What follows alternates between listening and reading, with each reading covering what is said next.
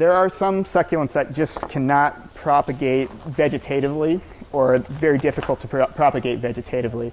Dudleyas are native to the western North America, so we have some native Dudleyas here, Dudleya farinosa, Dudleya cespitosa in this immediate area.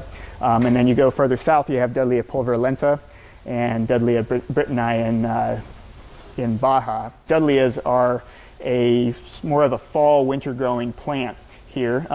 We get the winter rains here, so that's when they start growing. So this is actually a fairly good time to start your Dudleya seeds in the fall.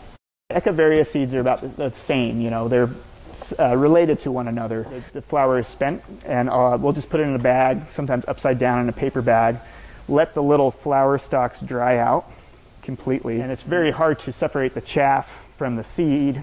Some people just take the seed heads and they sprinkle it over top of a mud flat, and that can work, but it's hard to really get an idea of how many seeds you're putting down.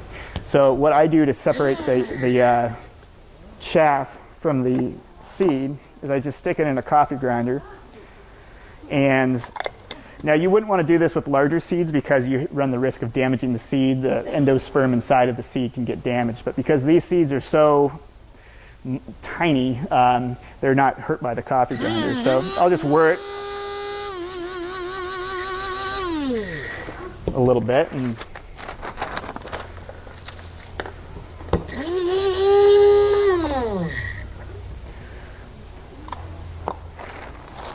what I do is I take a white piece of paper and just a little strainer here, a little tea strainer. The finer the mesh, the better, because the seeds are so tiny, you want to separate it from the chaff. So inevitably, we're going to get some chaff mixed in with the seed. But you can start shaking it over. Thousands and thousands of little Dudleya seeds coming out of here.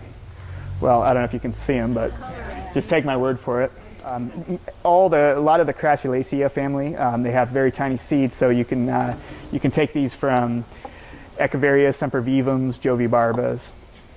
And usually what I do is I sort of catalog these guys. So if I don't do it immediately, I'll just store it in a little glass jar.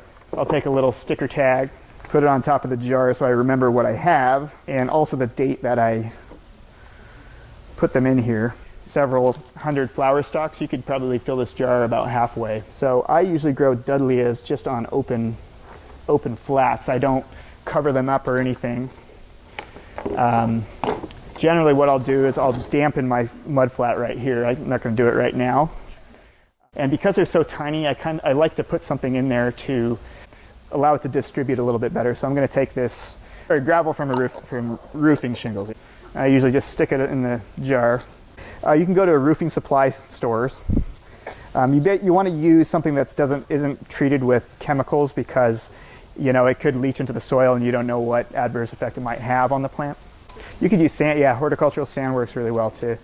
It keeps the plant upright, so it grows through here, so it gives it sort of balance, so it doesn't just flop over. So it's just basically sort of a grit material that's coarse enough that it's not going to sink down into the soil mix, but small enough that it's not going to be too heavy to keep the germination from occurring.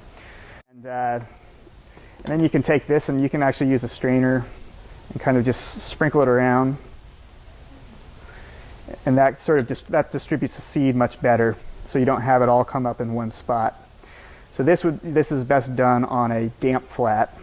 If the sand gets on the soil, it's not a big problem, so you can do that. It's not a problem if it gets on there. Then you just water it in and you wait, and with Dudleyas, generally by late winter, early spring, you'll have nice little plantlets coming up. If you're lucky, sometimes it's a hit or miss with some species. Sometimes it's boom or bust. You'll get thousands of them.